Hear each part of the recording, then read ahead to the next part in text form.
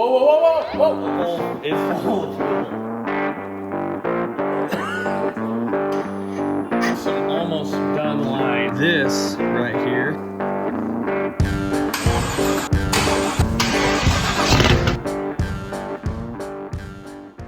My name is Cayleb Peck, and these are my two brothers, Brady and Alex. We were raised in the back seat of a Jeep, and ever since we were little kids, we've been obsessed with anything that has to do with off-road. Since we were old enough to turn a wrench, we've been building our own Jeeps, and all the building, buying, selling, and wheeling has kept us close through the years. So here we are telling our story in hopes to inspire others to get off-road. You're watching Peck Brothers.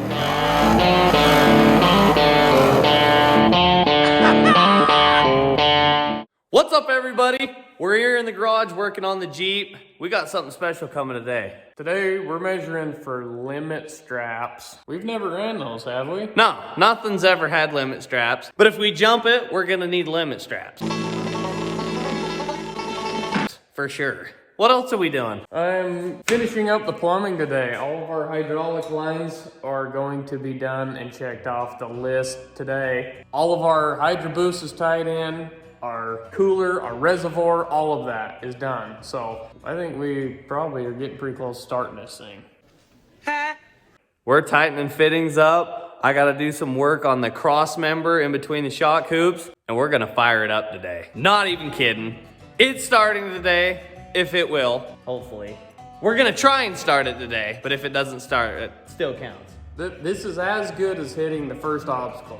Oh, easily, easily. A year and a half of work is all coming to fruition. We're gonna hear it today.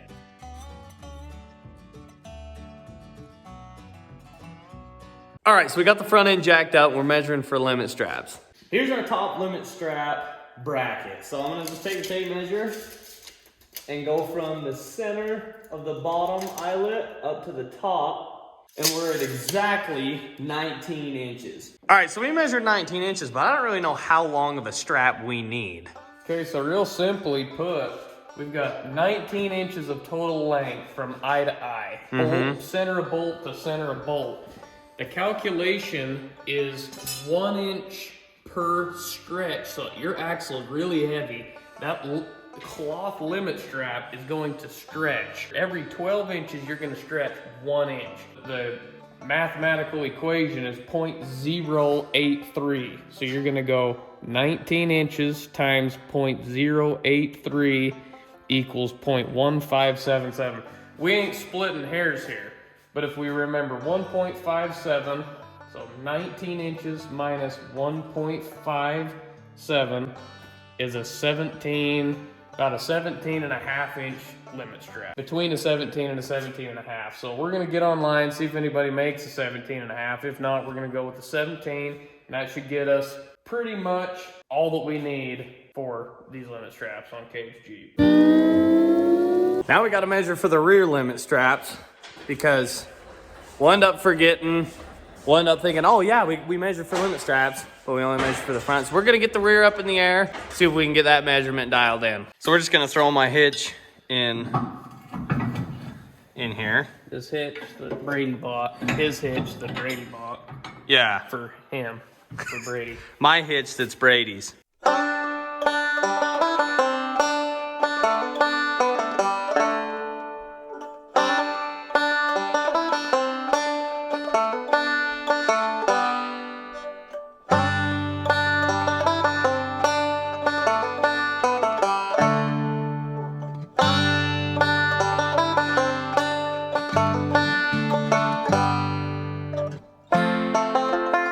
So what are we checking now? So we gotta be careful that our driveline U-joints don't bottom out.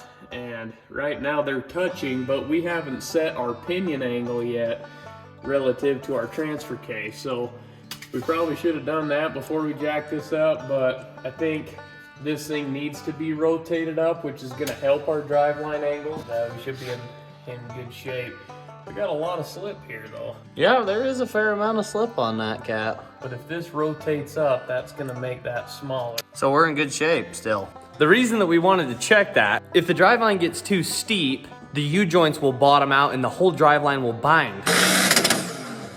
So if it does, we would shorten the limit straps, which would in result shorten the travel, or we would run a center line limit strap that would help so the center of the diff couldn't come down too low to bottom out those drive lines. Quick show you guys what we decided to use on this Jeep for plumbing. We drilled and tapped our steering box here. We've got one line coming in here and one line coming out the front. What we've done is loop these because our grill, everything is so tight right here. We've looped these, came down, made that little bracket there that'll hold them up so it doesn't ever want to hit the fan. Then it's going to come down and follow the track bar here. We've got to be careful because this track, when it comes up a full bump, is about half an inch or so from the bottom of this frame rail. So we've got to take our lines, run them down, and before they get to here, they're going to cut out in front and then come down and follow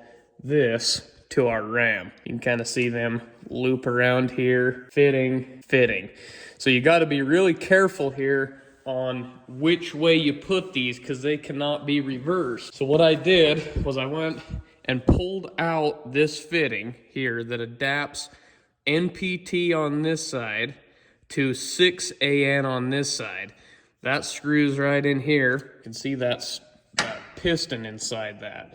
Well, when I turn this shaft, see how the piston is going the other way? You want to see that piston when you turn the steering shaft or the steering wheel, which way that piston goes. That will ensure which way the fluid is going to be headed. That's going to push fluid when you turn driver through this hose, down the track bar, into this, which there's a centerpiece here like a piston inside where when fluid comes down in this, it travels through this, hits that piston, and it's going to push this shaft. It's all connected to this. It's going to push this shaft this way. Then when fluid comes down, the other one comes into this port, it's going to want to push the piston back this way, which pushes this shaft out, pushes the tires that way. That's kind of a quick summary of what I'm working on this second. I just want to show you how these PTFE hot rod hose ends go together. So there are 3 different pieces. There's a nut here on the end, there's a ferrule, and then the actual fitting. And what we do here is we take our nut, we have to put it on over the top of this hose backwards so the threads are headed that way. I like to take some tape around this kind of hose with this black braided stuff because it wants to flare out. That kind of keeps everything nice and tight. You take your cutters, you go ahead and make a nice clean cut. Put this on, don't forget that. What you got to do is strip this tape back, not very far in, about 1/4 of an inch or so. And then what you do is you take your scissors and you cut off, trim up this about 1/8 of an inch or so past your cut where that nylon hose is inside there. So what you want to do is trim all this back. You kind of pull this back with your finger. It's really good if you have really, tender fingers. You start bleeding and stuff. This will make them pretty tough. So what we do is just go ahead and you're gonna probably ruin a pair of scissors here, but we don't have anything better. I think those are Mom's. Well, they used to be. They're not. They're garage ones now. That's pretty much the worst part of all of it, especially when you're using scissors to cut metal. That don't work very good. So what you do here is you take your ferrule and see how it's kind of domed down or it's coned down? That cone needs to go like that. So it just kind of slips inside, slips in around that braided metal, and you push it down real good. Then I like to take like a punch and just kind of round it out inside. Then you take your actual fitting that you're gonna use. I get a little bit wet, then you just kind of work it in there. Be really careful, and then it will just kind of just seat right in there. So that's kind of what you got at this point. Why you strip that back with the scissors is because if these were too long, they'd be up in your threads. And this is an aluminum fitting here, so you'll end up stripping those threads. Trust me, you don't want to ruin these. They're about 14 bucks a piece, and I've already ruined 2. What's wrong with you, bro? What the heck? You tripping, bro? So what we do here is go like this, and you kind of work it on here real slow. Want to make sure everything's on there good and straight, and you just slowly start turning this until it grabs. And then right when you start feeling it grab, you take just a little bit. I got a couple of threads started here with my finger. We don't have quite the tools that we should. They actually make aluminum wrenches for AN fittings. So then it like doesn't scratch them or anything. So you just gotta be really, really careful with them. If you keep them nice and straight and in the same spot, and you don't wiggle them back and forth, you can actually do it without scratching it. You're gonna start feeling more and more resistance, and what that's doing is it's pushing that ferrule down. It's taking this and it's squishing it down into that Teflon type hose. They say they have about 2,500 pound working pressure and a 10,000 pound burst rating. So they're good to use in any fuel application, transmission, and actually, surprisingly enough, a hydraulic situation like this. There's all sorts of ratings. I mean, you can literally put anything in these hoses. You get to make them the size that you want. You don't have to have any special tools. And then, you know, you can work on them on a weekend because the hydraulic store down the street ain't open on the weekend. So we like to go this route. They color match stuff that you want to do. So that's kind of why we ended up going with this route. They're a little bit on the pricey side, but the nice part about it is if you do it right, you spend the time, you spend a few bucks, you can get a fitting and a hose that you're not going to be working on out on the trip.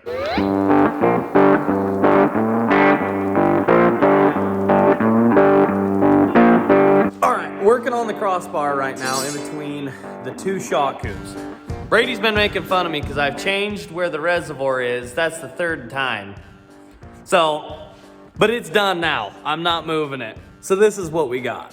So there's the new bracket to hold the reservoir. The old one, well, what happened is it started out right here, and then I had to move it because I wanted to put my oil cooler right there. So I put it right there and made a bracket, and it just was real Mickey Mouse. So I was like, you know what, I cut it off, I had to get lowered anyways, and I built that. And then, right here, I was like, you know what, I want to do something up and around this alternator, so I was like, I'm gonna just tie that, gus it in under there, and call it good. So now, I gotta do the same thing that I did here, but do one over here to clear that, because that ain't gonna work. So this here starts just like any other piece that I make. Starts out with a piece of cardboard that I cut out. I want it to do pretty much something along those lines. Just like that. So now, I'll take and put it on this piece of steel, get it about where I want it, and then I'll lay out exactly how I want it cut out on this piece.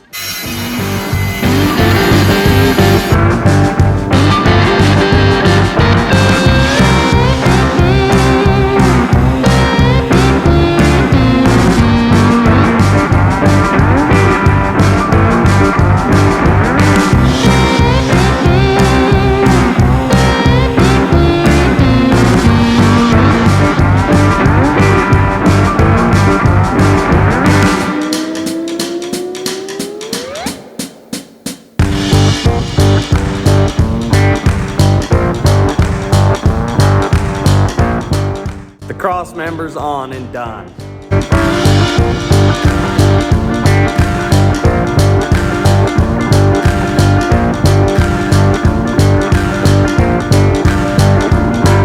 You get done what you were hoping? Yeah, so what we got here is some almost done lines. Everything seemed to go in nice. I made this little bracket to help hold these with a long sweep here. Put the grill on it, hits the grill. So I gotta figure out what to do with that. I kind of need to know a few more things because this axle isn't sitting exactly where we want it. All of the links are all the way in, and they're going to extend out to give us a little more wheelbase. So I don't know exactly which side of the track bar we're going to drop this thing. I kind of need to know a few more things, but everything's made. Everything's in this loom. Everything should be protected and good. The ends are on. I say we worry about steering another time. Dude, let's get it started so we know that it runs and it works. I can't sleep, dude. I literally haven't been able to sleep because I'm stressing about it. Dude, we're there. We're honestly just stalling. I'm nervous though. Let's just start it. Okay, fine. We'll do that. Okay, so we're to the point. We literally need to put fuel and oil, and that's literally the wiring harness is on and set up. Everything's plumbed. We took the belt off, so we're not gonna have to deal with. We just want to hear it run. We got HP tuners here. We're gonna throw the tune on. I'm sweating like huge. It throws me back to when we very first started my first Jeep that I put an LS in.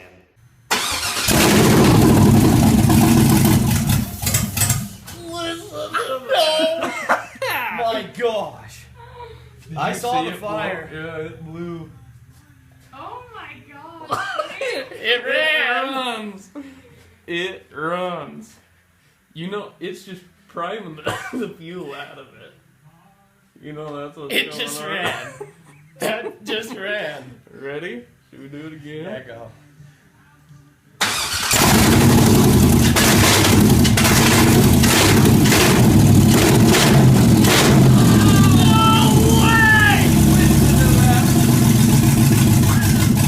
There's no longer that I can wait.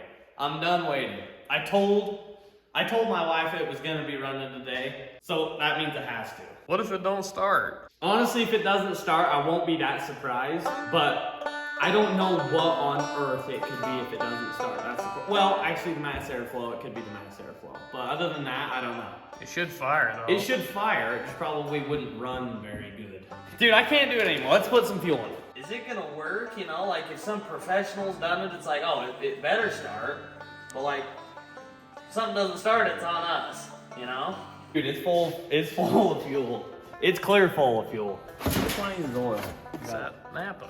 Right there. It's upside down. Valvoline? Where? Oh, there we go. I don't normally organize stuff. I just buy it. Brady puts it on the shelves. So we're running the Napa because we didn't want to put super high quality oil in it because we're just gonna run it for like probably 2 or 3 hours and then we're gonna change the oil. This is just breaking it in. You got a funnel for that? Or are you just gonna try to just... Funnel. They're just the small quarts. I don't even know how many quarts it calls for because we got an oil cooler, we got the Mass Motorsports pan, so it's probably the same as like an LS3. But I don't know, we're just gonna throw some of this oil chilling in the valve. It's not even hard. That's why I like these. You just go just like this. You sure that's where the oil goes? I think. It could be antifreeze right here. Come on now, don't mess with me right now. I'm not in the mood to get messed with. Well, you've done some things today that make me question. What do you mean? Well, you made this thing and it hits your hood. Well, naturally. What was I supposed to do? I'm so nervous we're only 2 quarts in. How many quarts does it take? I think like 8? Well, I think it's 5 or 6 for that mass pan. Is it 5 or 6? So we'll just throw like, we'll throw 5 in it and then check the dipstick? We'll throw 8 in because your manifold needs to get full. My manifold? Hold up. Yeah, What manifold? this thing's not full of oil yet. No, not till we hit the first obstacle. Roll it over. Yeah. Okay, so he's gonna touch that and all of the sensors should cycle. Oh my gosh. I heard him cycle. Oh my gosh, so all the sensors just gave feedback to the PCM and you can hear them kind of hissing. And it literally is like, it makes that sound right when you turn the key, and it's not in the start position, it's just on the on position.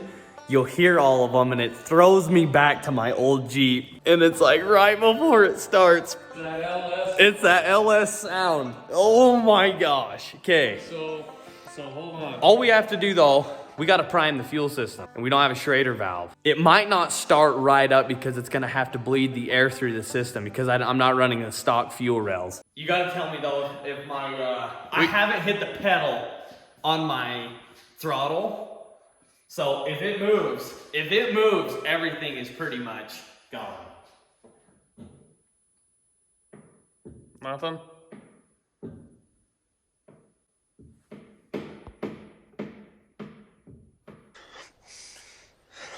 We got Something's problems. wrong. Something's wrong. What's the problem here? I don't know, but something's definitely wrong. Whoa! Whoa!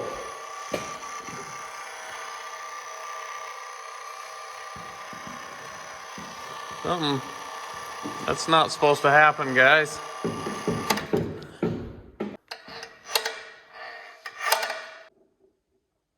I don't know what's wrong. A few moments later. Minor mishaps happened that costed us how many hours? Probably. Well, it's 9:30. So probably 3 hours, 3-ish hours. Wiring problem. Couldn't figure out why something was grounding out. Couldn't figure out anything. I was frustrated with the wiring harness company. All sorts of mad and tore up. Well, it was our fault. It was our mistake. And all this time I've been going through such pain and personal anguish for nothing. Well, Take the blame. it was Brady's. It would have been way worse if it was me. But now we know that Brady's human, which is honestly kind of cool to know that he actually doesn't do everything perfect. There was a hot wire that was pinched in the PCM, like where the bolt goes in to hold the connector. Nobody noticed it. And so it was grounding out the whole system on the PCM because it was sitting on the body, and we were running continuity, trying to test everything. Long story short, we pull it off, depinned it. This right here, this orange wire was pinched behind this bolt, and it was hidden back there because it was like down, and we had no idea until my dad rolled up and pointed it out. Got some heat shield on it, or some heat shrink shield on it, so it's pinned back in, the whole harness is hooked up. We're testing it out again. One thing I forgot to add, fuel injector connection. These are the injectors that we're running in this Jeep. I wanna say they're 38 pound at 58 PSI. So they're like 42-pound injectors. They're EV6 style connector and LS6, LS2 injector. That's what we got to fit. So these guys were the coolest guys ever. I called them up, told them exactly what was going on. The guys knew exactly what I needed. They knew exactly what to talk about, and I ordered them that day. They shipped them. They're out of Georgia, and they got here like super quick. All right, I'm gonna hit the gas, see if the butterfly moves. Oh yeah. Dude, I can feel it. Those sounds are so familiar for me. We're like this close. We gotta prime the fuel, and then we're firing it up. Okay, so this looks really intimidating, but HP Tuners really makes this stuff really easy. And if you're gonna build your motor, if you're gonna do any sort of modifications and need to change things, you're gonna wanna do this. This motor is completely different than the stock one. I mean, different heads, different pistons, different intake, all sorts of stuff. Even some of the sensors are different. I'll show you real simply how it works. So HP Tuners, you've got this that plugs into your OBD2 that's under every single car. That goes and that comes in to a USB into your laptop. You have to have Windows 10. So what you do is you go in, we had this tune sent to us through an email. So you go into that email, you double click and you download it. Well, then you go into your computer, into your files, and you go to downloads. Right here, this is the one we're looking for. It says Cayleb's Tune, Bass Tune. No, Matt Snell is the one that made this tune for us to break in this motor. So you double click that, it pulls up, right here, and right here at the top, you see VCM editor. This is how you edit your tune. You read up here, it says Cayleb's tune, bass tune, no Matt Snell. You gotta make sure that that's the one that you're wanting to write to your computer. Then all you do is come down here to write vehicle, you click that, and then it'll come up, it'll show you this. This is a drop down here. Make sure you only go to write calibration. Any other one is for the custom serious guys that know what they're doing, and then you hit write. I've already downloaded this into this computer to make sure everything worked, and we're good to go, so I don't need to write it again. But that shows you real quick how simply it is to take a file off of an email, put it into your computer through HP Tuners, and you're done. So we're about ready to fire this thing up. I think Caleb's getting a little emotional here. I'm kind of quiet, which is a first. Honestly, I'm kind of like, I'm a little bit, I'm kind of shaking. My heart's beating out of my heart's beating out of my chest. It's like, I was saying, this is more important than having a kid. Because a kid only takes 9 months. This is a year and a half. This is 18 months. So in all reality, it's two harder kids. to This get is than a two kid. kids. This is 2 kids right here, being born at the same time. This is a pair of twins, or more. Twins only take that. I guess that's true, but yeah, you get what I'm trying to say. This white wire, we're gonna show you real quick the spaghetti noodle we got here. That is our hot side of our fuel pump. As soon as we touch that to that positive on the battery, that's gonna turn that fuel pump that's built into that tank on, and it's going to now cycle fuel, pick it up out of this fuel pump through this line into our regulator. The regulator is gonna spit back what it does not need and send the rest 59 PSI to our fuel rail. So what we gotta do is, because there's been no fuel in those lines, they're clear full of air. So as fuel is coming through those lines, it's pushing the air up to the front of the motor, and it has to purge all that air out so it can just be constant fuel through the injectors. So we have to bleed the whole system. Essentially, all we've got is a full-time power here that's powering up our computer and our relays. We've got a starter wire, so as soon as you hit the key in it, you hear the whoa, whoa, whoa, whoa, the crank. That's this wire. So we just touch this to the battery, and this goes straight to the starter motor. That starter And will it should just start. run. If it's got fuel, the tune's right. The tuner knows what he's doing. It should start. So we literally just have to prime it. One other quick thing is this is another part of HP Tuners. This is called the VCM scanner. And what this does is it pulls up everything that the computer is reading. And what we've done is we've come in here and we've put in all of these PIDs that you want to watch as the motor runs. Engine RPM, engine oil pressure. So right here, it should show throttle, let's see, accelerator pedal position. See how that's 0? He's giving it gas right now, and that's moving. So go wide open. Wide open's 121%. Wow! So That means we don't even have to cut out the floor for extra pedal. We're already 120% full blown. I did that already. You increased it? Yeah. That's what I'm talking about. But what we did on Caleb's pedal is, this is a suggestion to anybody that wants more power. All you gotta do is take your pedal that's in your Jeep, standard issue, and you just take a grinder and you just start cutting as much as you want here.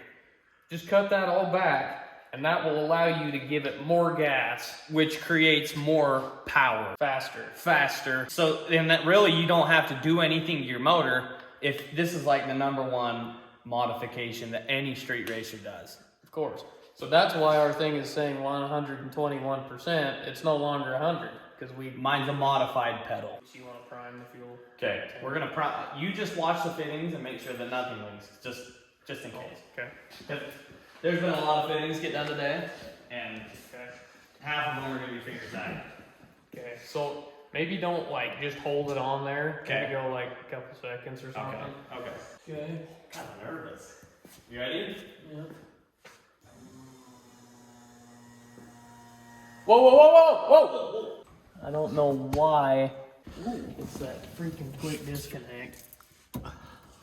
Oh, maybe it just has to be pulled out. 6.5 hours later. Everything is done enough, we're pretty sure it's gonna start. I'm shaking. There's so much emotion here, because it's like, you're nervous that it won't. It's a brand new motor. It's never ran in here.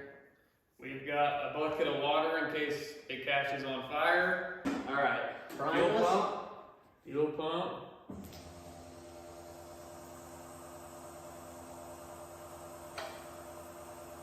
Starter motor. Ready? Hit it.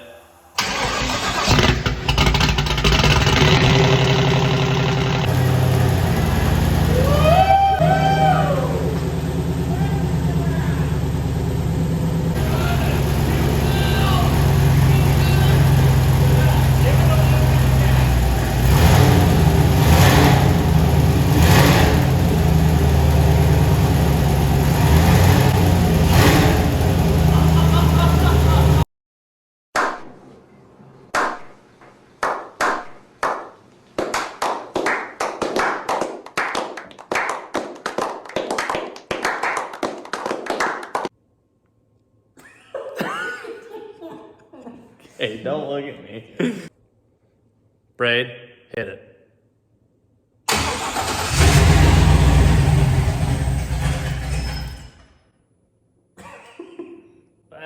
Hit it again. Oh. No fuel pump. Might help to have a fuel pump. We need the fuel pump. Braid. Hit it.